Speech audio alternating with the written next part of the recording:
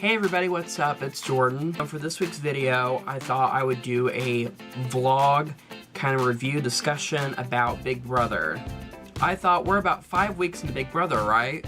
So I would kind of do a wrap-up review up until this point and kind of talk about all the players and their rankings from the best player right now to the worst, in my opinion. I'm not going to talk about any of the spoilers. I know there's already some spoilers for the next week, for the double elimination week, and I'm not going to talk about that. I'm just going to talk about the game solely up to Thursday night. So here we go. Here's my ranking of the best Big Brother players from Big Brother 16. First off, so far my #1 player, and he's been my favorite since the beginning, is Frankie Grande. Now the reason I think Frankie is kind of on top right now is because he just got off of a week being HOH. Finally he gets HOH after losing to the Battle of the Block twice already. I think Frankie has a really good game going. I think one, Frankie has watched Big Brother, he's a huge Big Brother fan, which is a big advantage this season. There's a lot of Big Brother fans on the show. I think #2, I think Frankie has a great social game. Frankie's friends with a lot of the house guests this season, and he's walking around, he's always talking to people, he's always singing, being very theatrical. I think Frankie just has this really big personality that a lot of people like. And I think in Big Brother, the more likable you are, the less likely people will send you home. And 3, I think he has made really good alliances.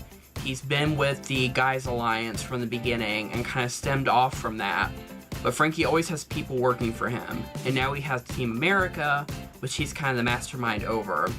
So I feel like he's always having these people in a group with him who kind of help him out and do his dirty work, so no blood's on his hands. I think being very social and being smart and planning and using the people around him, I think he's gotten very far at this point. There's no time where he was put up as a renom till this point and he wasn't nominated in the first place. He's never really been on anybody's radar because I think he's that good of a game player where he's kind of laid low and let people like Zach do his dirty work. You may think, well, that's kind of like a puppet master, it's kind of nasty gameplay, but in the terms of Big Brother, it's actually really helpful. I don't think people understand that when they're talking about Frankie.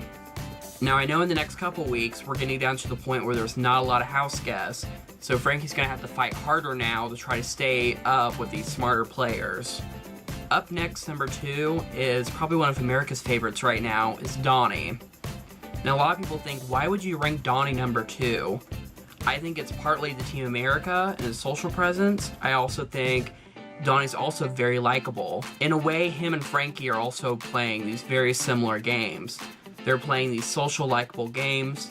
I think Donnie is less forced. I think Donnie just has people gravitate towards him. He's been friends with Amber, DaCosta, a bunch of other of the house guests. He saved DaCosta from the block, and I think a lot of people generally like him as a person. Plus, he's not really doing any nasty gameplay, so definitely in a jury house situation, a lot of people would vote for Donnie, which makes him a dangerous player. Plus, Donnie has a lot of game. He's won a lot of POVs, which I'm surprised he did.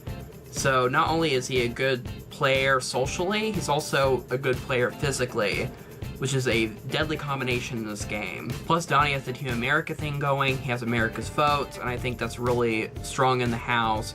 I think we're going to see Donnie go pretty far. I definitely know he's going to make it the jury house. If he's going to make it to the end, I think it depends on which people he associates himself with and who wants to bring Donnie with them to the finals. We'll have to see. #3 is, of course, the last member of Team America, Derek. Derek seems like a weird choice for the top players, but you have to think Derek's another one who has not been on a lot of radars, but he's a very smart player. Derek does a lot of planning, masterminding like Frankie. He's very strategic. He thinks a lot of the stuff through in the house, a lot of his moves before executing them. And that's why I think, strategically, I think he's a lot less vocal than Frankie. And plus he's a cop, so he knows how to study people. Undercover cop, so he knows how to blend in with a crowd. So I think a lot of your outside skills play into the Big Brother game, because it is a social game. I think Derek's gonna make it pretty far. I think Derek's gonna be the one that kind of lies low, and once there's not a lot of people left in the house, he's gonna start picking people off. I really want to see when Derek's HOH and see how he plans out and who he gets out of the house. #4 is somebody who really has been under the radar, and I'm surprised he has been so far this season, is Cody. Now, Cody is everybody's pretty boy. He's made friends with a lot of the girls in the house, including Amber, and he's pissed off very few people, mainly Caleb. But we'll get to Caleb in a minute. I think Cody's a great game player because he's a physical threat. He's good looking. He can make a lot of friends in the house, especially among the women and Frankie. And he's made a lot of strong alliances with the guys, and I think he's kind of followed that suit. Plus, he has that final 2 deal with Derek, which I think Cody and Derek together, ooh, they would get to the final 2 out of all those house guests, because they know how to play the game. And if you looked at Cody in the last couple weeks, he's been under the radar. I've heard no mention of him in this last week. I didn't know Cody was still in the house until he walked into the confessional and voted for Amber. I was like, Cody, where the fuck have you been? I think it's strange because normally a lot of the guys who are more physical threats, they get voted off early, kind of like Devin did. And so I'm kind of surprised that somebody like him, so likable, is still in the house. So we'll have to see with Derek how far Cody gets in the game. Next up, we have Nicole. It's kind of surprising at this point we get to number 5 when we're just mentioning one of the females. Unfortunately, I think there are some strong females this season. I just think in this Big Brother game, I don't think the females are doing well this time around.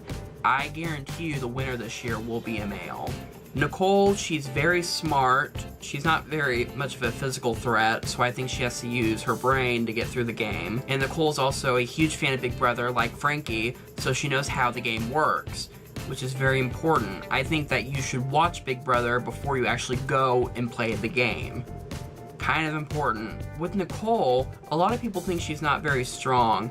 I think Nicole's strong point is that she's been handed a lot of alliances. Like, she's friends with Christine and Hayden. I think that was a good move for her. And she's friends with a lot of the guys in the house, like Derek. When she gets into power, she attracts a lot of people because she's in power and she's made strong friendships with these people. So I think Nicole's brain power and her just plain likability, I think that will get her far in the game. However, I'm not too sure of Christine, so I'm kind of watching out. I'm afraid Christine might try to backstab her, because I don't think those two are as good as friends as they both think. Let's move on to Nicole's crush, Hayden. I think Hayden's very strong in the game because he's won some competitions, he showed he's strong, and you know what, the guys initially didn't put him in the alliance, and I think he kind of formed alliances with some better players, and that's what put him farther in the game. I think Hayden would have gone earlier if he would have joined the bomb squad, so I'm kind of glad Hayden was not picked in that original alliance, because as you know, the bomb squad blew up. I don't know, I don't think we've seen enough of Hayden yet. I think we need to see a little more. I think as the house gets kind of narrow, I think we're going to start seeing a lot more of Hayden in the next couple weeks. I'd love to see him HOH for the week and see who he puts up for elimination. I guarantee he's going to start putting up a lot of the guys since he hasn't had these strong bonds with them at the beginning because he wasn't in the bomb squad originally. So we'll see. I think Hayden's going to be the black sheep this year. I'm kind of trying to pinpoint and see what kind of player he is. So this is the end of part 1. If you want to see the next part of my countdown, be sure to click part 2 in the link below.